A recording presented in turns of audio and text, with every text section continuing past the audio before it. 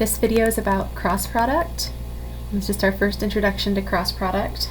The cross product of two vectors is denoted by u cross v. And it's a product that yields another vector. Our dot product, it always gave us a scalar, so sometimes we would call that a scalar product. Cross product always gives us a vector, so sometimes we call this a vector product. The algebraic definition of dot product, or excuse me, of cross product, is this. Probably the easiest way to find the cross product of two vectors, where the vectors are in three-dimensional space, is this determinant form. So it looks like a 3 by 3 determinant. It's not exactly a 3 by 3 determinant because you've got vectors up here in the first row, I hat, j hat, and k hat. In the second row, list the components of u. So if u has components u1, u2, and u3, you list those. And then in the next row, the last row, you list the components of v. So we'll have v1, v2, and v3. This is called the determinant form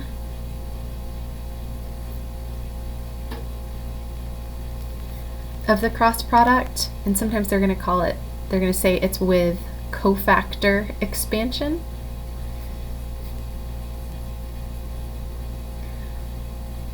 And that's just a particular way of evaluating determinants in linear algebra.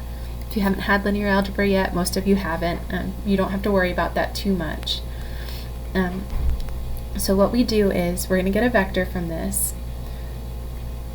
To find the first component, you're going to cross out the row and column that contains I hat.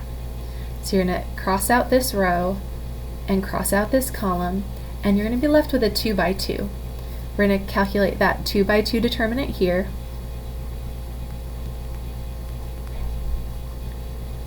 And I'll show you how to do that in a minute. And you multiply by I hat. And then you subtract the next one. The sign alternates, so we start positive and then we subtract the next one, and to find the next term or the next component of our cross product, we're going to cross out the row and column containing j hat. So cross out the top row, cross out that column, and you're still left with the u1 and u3 and v1 and v3. And you multiply that by j hat. Notice it goes positive, negative, the next one's positive. To find the z component, we cross out the row and column containing k hat. You're going to have u1, u2 in that first row, and v1, v2 in the second row, and you multiply by k hat. Now to evaluate each of these, I'm just evaluating it the way we evaluate a 2 by 2 determinant.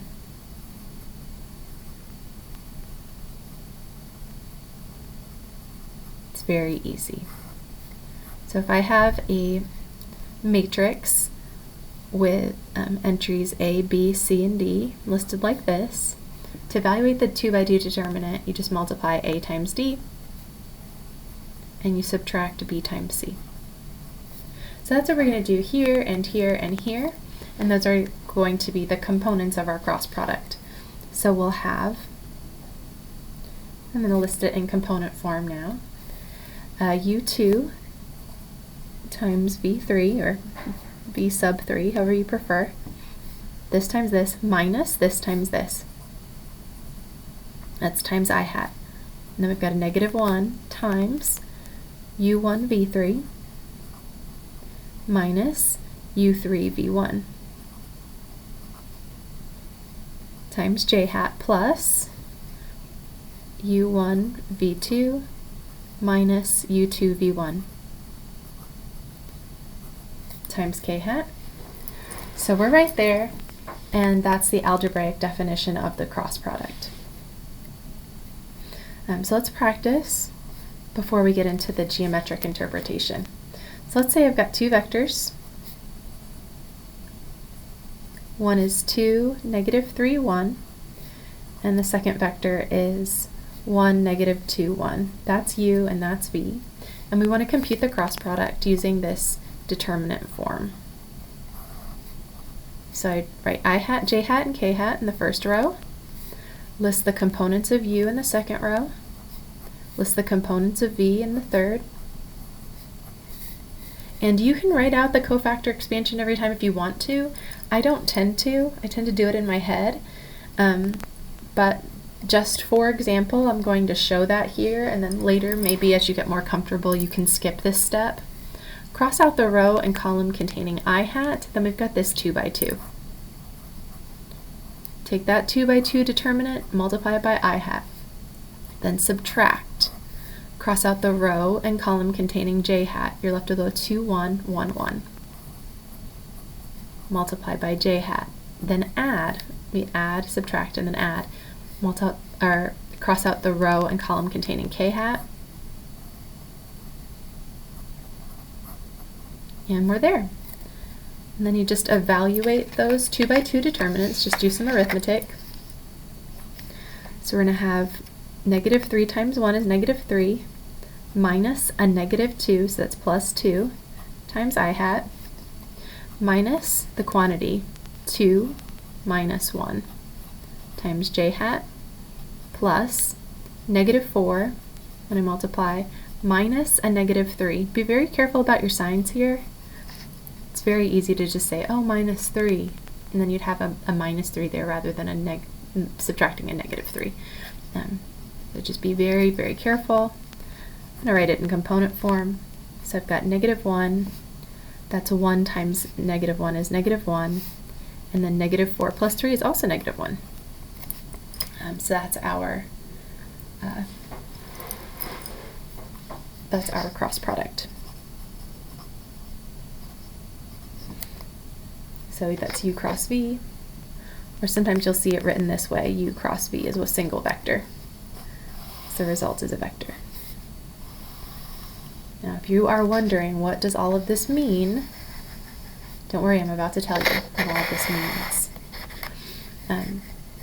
Here's our first geometric interpretation. If I have two vectors and those two vectors aren't parallel to each other, let's say I've got u here and v here. Together, those create an entire plane. They define a plane, as long as they're not parallel to each other. If they're parallel, they define a line. If they're not parallel, they define a plane. So there's some plane that contains u and v, and it turns out any vector that I multiply u by, that's also in the plane, because I can multiply u by 1/2 and it's going to be smaller. I can multiply u by 10, it's going to be larger. Negative 10, it's going to be 10 times larger, but in the opposite direction. And v, I can do the same thing, multiply that by scalars. And if I add those together, I add a constant times u and a constant times v together, I am going to definitely end up with a vector in this plane. So this is actually a plane that contains all the vectors that are linear combinations of u and v. So I'm thinking of this as the plane that's defined by these two non-parallel vectors, u and v. Now it turns out that the cross product u cross v and v cross u are both perpendicular or orthogonal, or we would say typically normal, to the plane containing u and v. In linear algebra, you'll say that it's a plane spanned by u and v. Now, one of those vectors, u cross v, goes up and the other one goes down. It turns out, and it looks like u and v are perpendicular to each other. They're not necessarily. There could be an acute angle between them or an obtuse angle between them. But u cross v, or actually that vector u cross v, It's perpendicular to both of them. It's perpendicular to the entire plane that's spanned by those guys. And V cross U, it actually has the exact same length, but it's in the opposite direction. So I drew a dotted line because it's behind that plane or under that plane.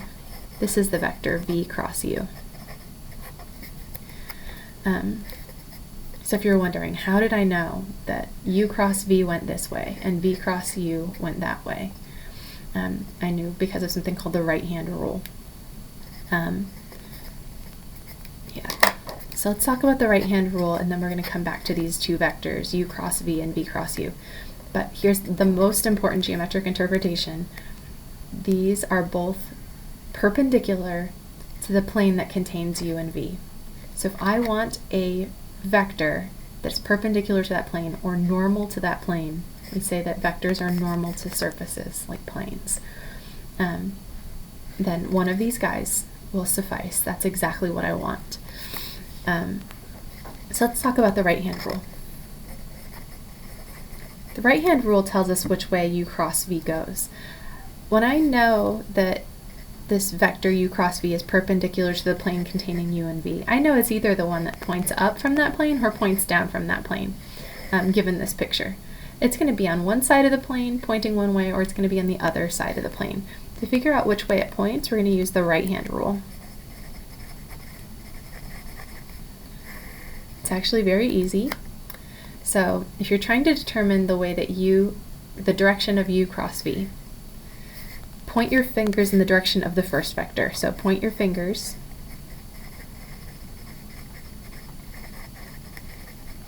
in the direction of U, and then you want to curl your fingers toward V. So let's say this is my vector U, and this is my vector V. And I want to know, this is in the plane of the page. Does U cross V point out of the page, so it's pointing up toward us, or into the page?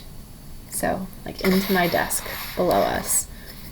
Well, to figure that out, I point my fingers, I use my right hand, of course. Let's emphasize that. It's the right hand rule.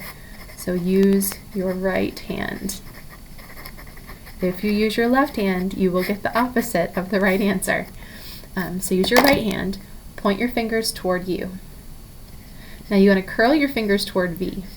Now my fingers automatically, from the way my hand is facing right now, my fingers automatically curl in the opposite direction. You don't have to try to bend your fingers backwards. If you have to bend your fingers backwards, just flip your hand. So you point my fingers in the direction of U. Sorry, it's hard to see on this camera. And then curl them toward V. The direction your thumb points, that's where U cross V is. So U cross V goes into the page this time. And if I were doing V cross U,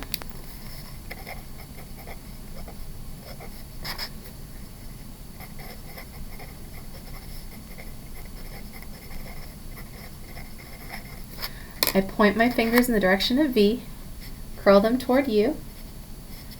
So I go this way and then my thumb points up. The direction your thumb points is the direction of the cross product. So that was V cross U. So V cross U points out of the page.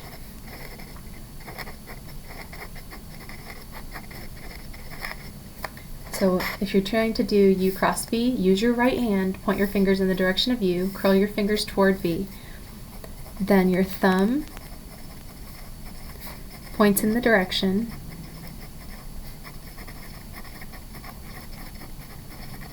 of U cross V.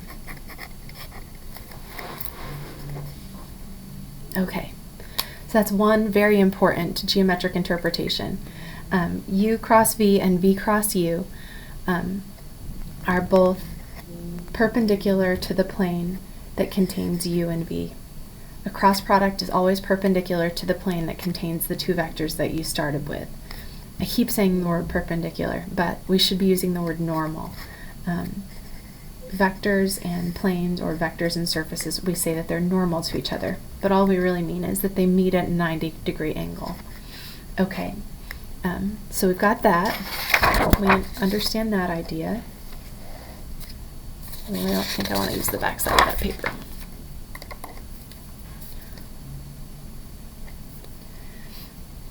Now it turns out you can prove this to yourself just using the algebraic definition. U cross V and V cross U have the same magnitude, and they're opposites of each other.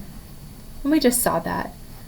We saw that they pointed in opposite directions, but we didn't make it clear that they have exactly the same magnitude. It turns out that they do.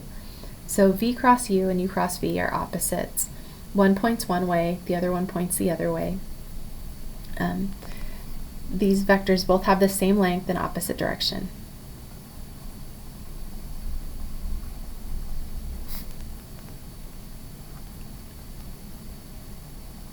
Opposite direction from each other.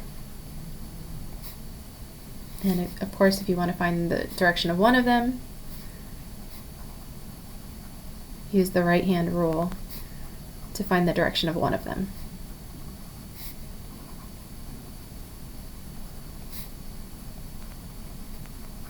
So that is a huge deal. As far as significance is concerned, here's U and V. They create a plane. The vector perpendicular to that plane is U cross V. And there's another one. It's V cross U, goes the other way. Yeah, so now we know those. Now there's also geometric significance behind the magnitude of the cross product. And it's helpful if I look at a picture. Well, actually, first I'll just give you the formula for the magnitude of the cross product. The magnitude of U cross V, or the length, if we're just thinking geometrically, turns out to be the length of U times the length of V times the sine of the angle between the two vectors. You might say, that looks an awful lot like the dot product, and it does, but dot product has a cosine, cross product has a sine. With this in mind, we can interpret this geometrically. So let's say this is our vector U, and this is the vector V. If I wanted, I could draw that vector U up here as well, and draw the vector V over here. And now I've got a parallelogram with U and V as adjacent sides. Theta is the angle between U and V. Do you see that the height of that parallelogram is just the magnitude of V times the sine of theta? I hope you do, because it's opposite theta in that triangle, and V is the hypotenuse, or yeah, the vector V is the hypotenuse. So we have the length of the vector V, or the magnitude of V, times sine of theta as the height. The area of a parallelogram is just base times height, and base is the length of U. So it turns out that the area of the parallelogram with U and V as adjacent sides,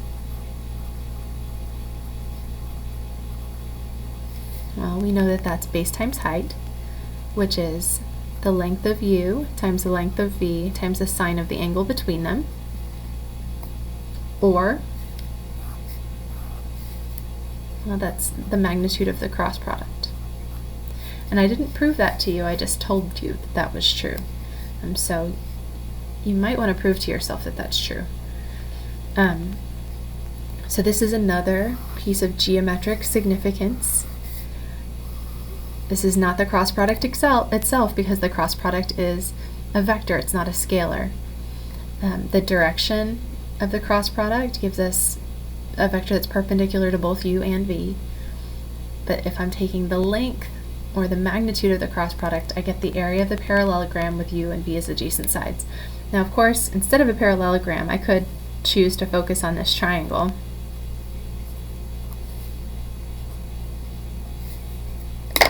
I'll just draw a third side here.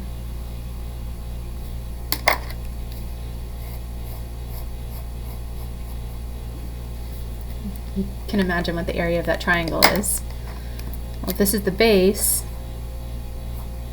the height hasn't changed. The height is that same height from over there, but the area of a triangle is 1/2 of the area of that parallelogram. So the area of a triangle with U and V as adjacent sides is 1/2 base times height. So I've got 1/2 times the magnitude of U times the height, which is the magnitude of V times the sine of the angle between them. And just like I said before, that this triangle, that's half of this parallelogram over here. It's that half. So the area of this triangle is half of that, or half of the magnitude of the cross product. We actually use this a lot later when we look at surface area of surfaces.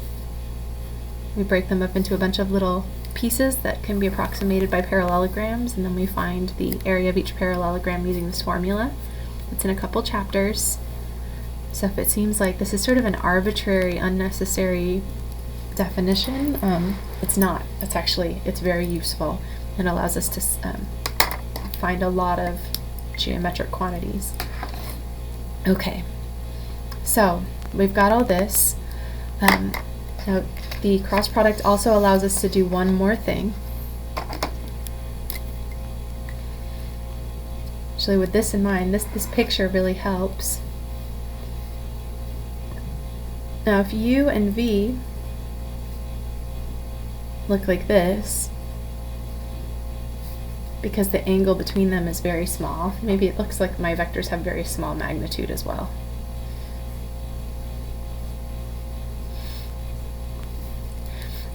Well, then that area is very small. And as theta gets closer and closer to 0, that parallelogram gets thinner and thinner. What if theta were 0? What if I had U pointing in this direction and V also pointing in the same direction? What's the area of the parallelogram made by that? You might say, Miss Townsend, there is no parallelogram, and you'd be absolutely right. Since there's no parallelogram, the area is 0. So if U and V are parallel, then of course the magnitude of U cross V is going to be 0. It's a scalar, because if they're parallel, well, there is no area, there is no parallelogram. And if the magnitude of a vector is the scalar 0, the only way that's going to happen, magnitude is, it's like length, it's either positive or it's 0.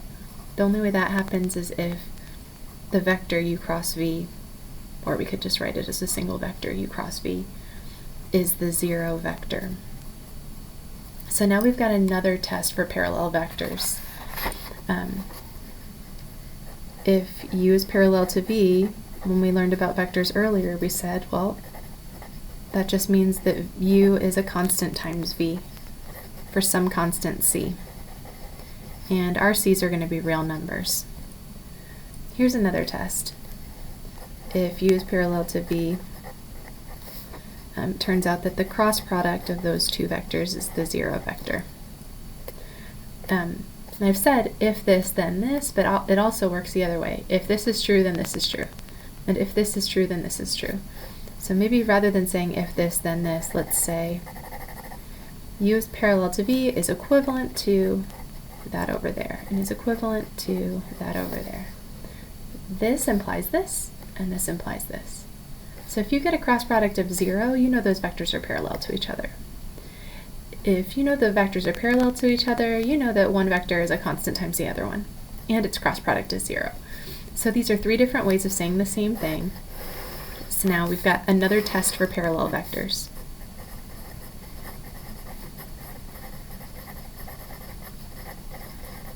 And you can also just think about it geometrically using that formula. It's actually not really geometrically. You can also think of it using the formula. Well, when is that going to be 0? This is 0, provided that u and v aren't 0. This is 0 when sine is 0, and sine of theta is 0 at all the multiples of pi. 0, pi, 2 pi, 3 pi, negative 2 pi, negative 3 pi. So this is going to be 0 when they're pointed in the same direction or when they're pointed in opposite directions. 2 pi just ends up back over here. 3 pi just ends up over there. So we've got 0, pi, 2 pi, 3 pi, 4 pi, or 0, negative pi, negative 2 pi, negative 3 pi, and so on. So this is going to equal 0 when sine of theta is 0, which means that theta equals 0 or pi, or any multiple of pi. So that means if it's 0, the vectors u and v are pointed in the same direction. If the angle between the two vectors is pi, u is going one way, v is going the other way. But either way, we can make a parallelogram out of that, or that. So this area of the parallelogram is 0.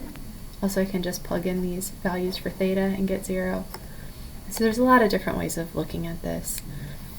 But just know we've got another test for parallel vectors. There are quite a few applications of the cross product. I'm just going to show you my list right here, and then in the next video we'll start going through the list and talking about how to work out these applications. So we've already talked about a couple of them. We said if I want a vector that is normal to the plane containing both u and v, I can take the cross product. U cross v and v cross u are both going to be normal to that plane. I can also use cross product to determine if two vectors are parallel to each other. If the cross product of the vectors is the 0 vector, they're parallel. Now, that's a lot of work. If I looked at u and v and I saw that they were constant multiples of each other, I'd also know that they were parallel. So I probably wouldn't do this necessarily. But if I were doing this for some other reason and I happened to get 0, I could immediately say, ah, yes, that's insightful. Now I know those two vectors are parallel. The area of a parallelogram with u and v as adjacent sides is the magnitude of that cross product, which is the magnitude of u times the magnitude of v times the sine of the angle between them. The area of the triangle is just half the area of the parallelogram. So we get this. We have a physics application. Torque, it's the moment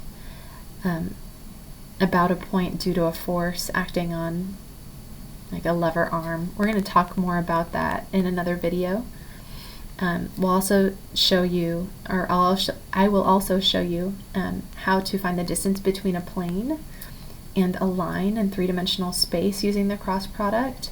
That's really sort of a 12.5 topic, so we're going to do that later. And then we will use both dot product and cross product to come up with a formula of what's called a parallelepiped.